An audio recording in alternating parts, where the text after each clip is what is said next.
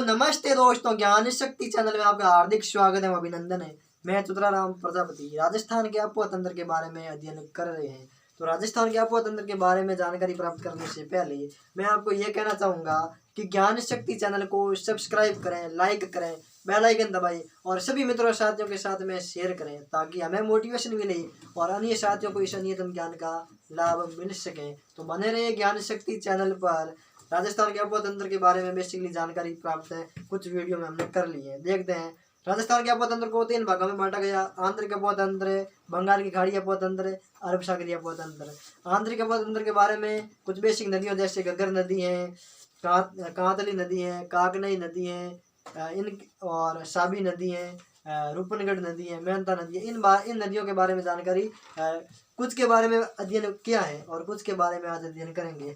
उसके बाद में हम बंगाल की खाड़ी में जल ले जाने वाली नदियों के बारे में जानकारी प्राप्त करेंगे और उसके बाद में अरब सागरीय नदी तंत्र के बारे में अध्ययन करेंगे। तो शुरू करते हैं। कुछ आंतरिक आबोहवा तंत्र की नदियों बच गई थी, उनके बारे में अध्ययन करते हैं। उसके बाद में बंगाल की खाड़ी की नदियों के बारे में अध्ययन करेंगे। तो शुरू करते हैं।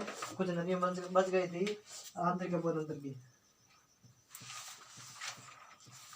आंतरिक प्रवाह वाली नदियों, आंतरिक आबोहवा वाली नदियों के बारे में जानकारी प्राप्त करते हैं। कितने प्रतिशत? तो राजस्थान का सबसे बड़ा आबोहवा तंत्र 60%। इसमें हमने बेसिकली सभी नदियों के बारे में जानकारी प्राप्त करनी है। एक तो मेहनता नदी और एक रूपनगढ़ नदी। इन 2 नदियों के बारे में जानकारी प्राप्त करनी है आंतरिक आबोहवा तंत्र के बारे में। उसके बाद में इन नदियों के बारे में अध्ययन करने के बाद में आंतरिक पर्वत तंत्र कंप्लीट हो जाएगा। उसके बाद में बंगाल की खाड़ी के आबोहवा तंत्र के बारे में जानकारी प्राप्त करेंगे। तो शुरू करते हैं मेहनता और रूपनगढ़ नदी के बारे में कुछ सामान्य जानकारी।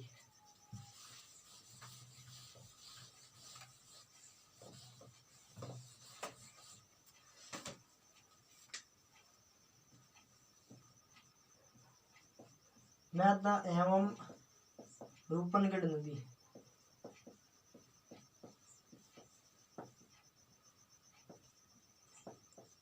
बोलो कौन सी नदियों? मेहनता एवं रूपनगढ़ नदियों।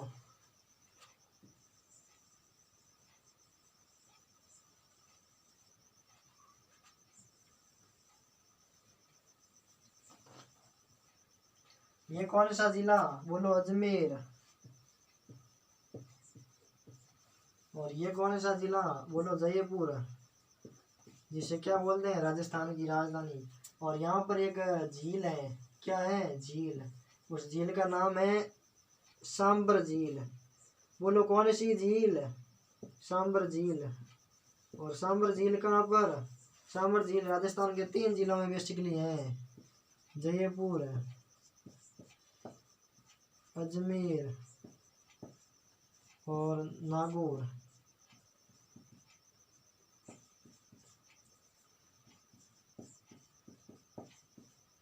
इन 3 जिलों में बेसिकली सांबर झील फैली हुई है। सुनो, मेहनता और रूपनगढ़ नदियों के बारे में जानकारी प्राप्त है।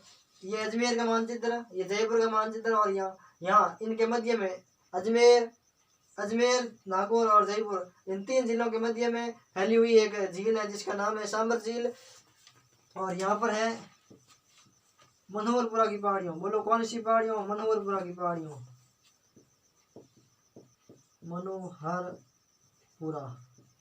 मनोहरपुरा की पहाड़ियों। मनोहरपुरा की पहाड़ियाँ है जयपुर में। और यहाँ पर है अजमेर में कौन सा पहाड़? अरावली वाला नाग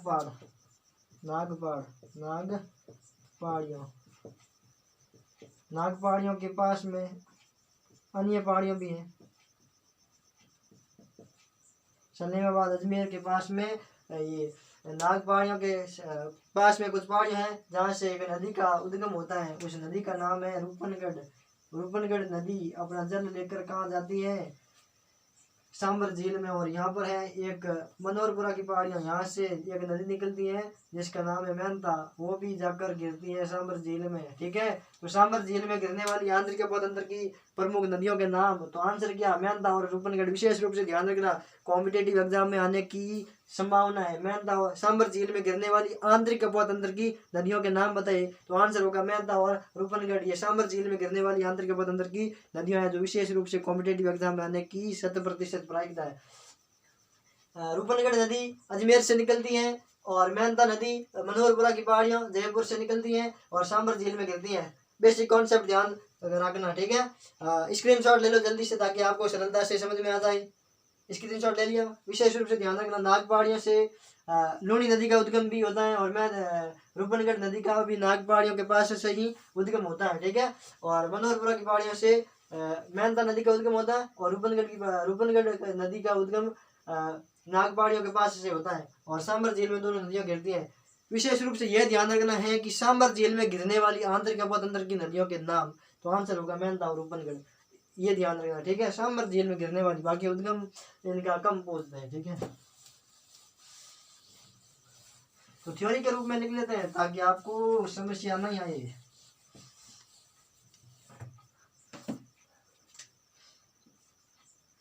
पहले लिख लेते हैं मेहता नदी के बारे में।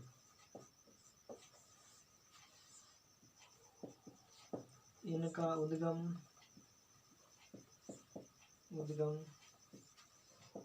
मनोहरपुरा की पहाड़ियों, मनोहरपुरा की पहाड़ियों। मनोहरपुरा की पहाड़ियाँ हैं किस जिले में? बोलो जयपुर में। और जयपुर को राजस्थान की राजधानी उपनाम से भी जाना जाता है। उद्गम हो गया मनोहरपुरा की पहाड़ियों से और समाप्ति है जल विसर्जित क्षेत्र, जल विसर्जन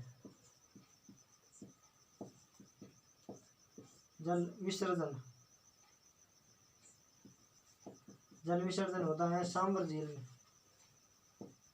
किस झील में? सांबर झील में। बोलो कौन सी झील?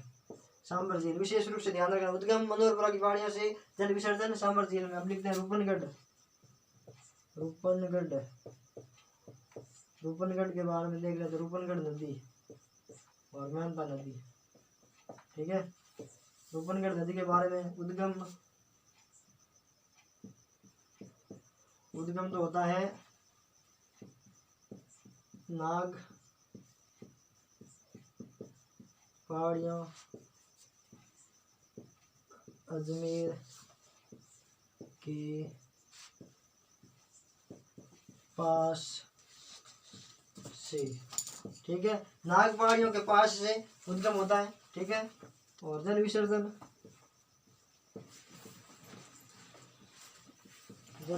होता है सांबर झील में। बोलो कौन सी झील? सांबर झील, ठीक है। ये बेसिक कॉन्सेप्ट ध्यान रखना है मेहता और रूपनगढ़ नदियों के बारे में। जल विसर्जन दोनों नदियों का सांबर झील में होता है और उद्गम नाग पहाड़ियों के पास से रूपनगढ़ का और मेहता नदी का उद्गम मनोहरपुरा की पहाड़ियों जयपुर से, ठीक है। एक क्वेश्चन लिख लेते हैं ताकि आपको सरलता से समझ में आ जाए।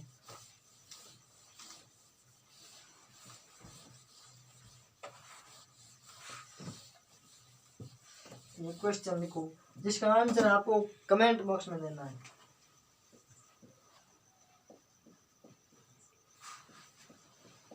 सांबर झील में जल लाने वाली, सांबर झील में जल लाने वाली आंतरिक अफवाह की नदियों का नाम है। सांबर झील में जल लाने वाली आंतरिक अफवाह की नदियों का नाम है, ठीक है। ऑप्शन नंबर 1 कातली व साबी। बी में है मेहता व रूपनगढ़। सी में है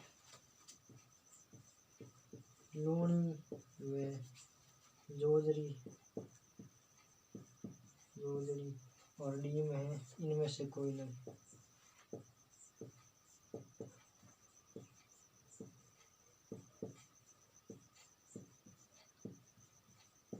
ठीक है, ये क्वेश्चन है। सांभर झील में जल लाने वाली नदियों लाने वाली आंतरिक अफवाह की नदियों के नाम बताना। इन 4 ऑप्शनों में से बताना है कि कौन सा कोई ऑप्शन है सही है, कौन सा विकल्प सही है। तो कमेंट बॉक्स में आंसर देना है। सभी विद्यार्थी, जो विद्यार्थी ये वीडियो देखता है, उन्हें सभी विद्यार्थियों की ये प्राथमिकता होगी कि इस क्वेश्चन का आंसर कमेंट बॉक्स में दे, ताकि हमें भी पता चले कि कौन कौन से विद्यार्थी रेगुलर और नियमितता के साथ में तैयारी करते हैं और सही सटीक तरीके से इस वीडियो को देखते हैं, ताकि उनमें सफलता का संचार जल्दी से हो सके। ठीक है, तो सांभर झील में जल लाने वाली आंतरिक अफवाह तंत्र की नदियों के नाम बताना, इनमें से कौन सा विकल्प सही है। ठीक है, अब देखते हैं, ये हो गया आंतरिक अफवाह तंत्र की नदियों के बारे में कंप्लीट। अब देखेंगे बंगाल की खाड़ी नदी तंत्र के बारे में।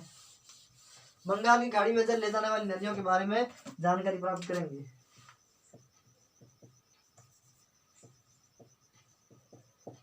बंगाल की खाड़ी अफवाह तंत्र, बंगाल की खाड़ी अफवाह तंत्र के बारे में जानकारी प्राप्त करेंगे। पहले तो देखते हैं बंगाल की खाड़ी अफवाह तंत्र है क्या, परिभाषा देख लेते हैं।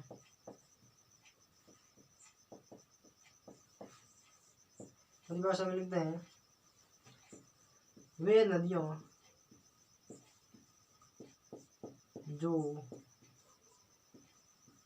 अपना जल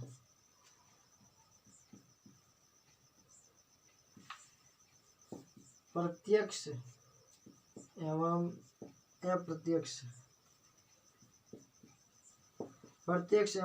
अप्रत्यक्ष रूप से, वे नदियां जिनका जो अपना जल प्रत्यक्ष या अप्रत्यक्ष रूप से बंगाल की खाड़ी में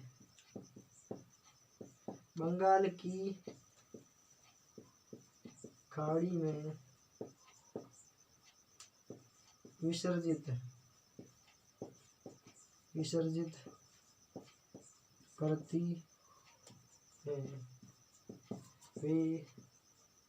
वे नदियां बंगाल की खाड़ी अफवाह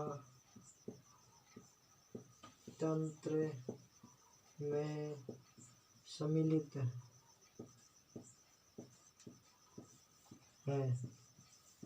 ठीक है, बंगाल की खाड़ी अफवाह तंत्र, वे नदियों जो अपना जल प्रत्यक्ष या अप्रत्यक्ष रूप से बंगाल की खाड़ी में विसर्जित करती हैं, वे नदियां बंगाल की खाड़ी अफवाह तंत्र में सम्मिलित है। मान लो कोई नदी है, जैसे मान लो चंबल नदी, चंबल व उसकी सहायक नदियों के द्वारा जल यमुना नदी में, और यमुना का जल गंगा नदी में, और गंगा नदी के द्वारा जल बंगाल की खाड़ी में जाता है। इस प्रकार से प्रत्यक्ष या अप्रत्यक्ष रूप से बंगाल की खाड़ी में वे नदियां जो जल ले जाती हैं, वो बंगाल की खाड़ी अफवाह तंत्र में सम्मिलित होती हैं। और राजस्थान का दूसरा सबसे बड़ा अफवाह तंत्र है 24%।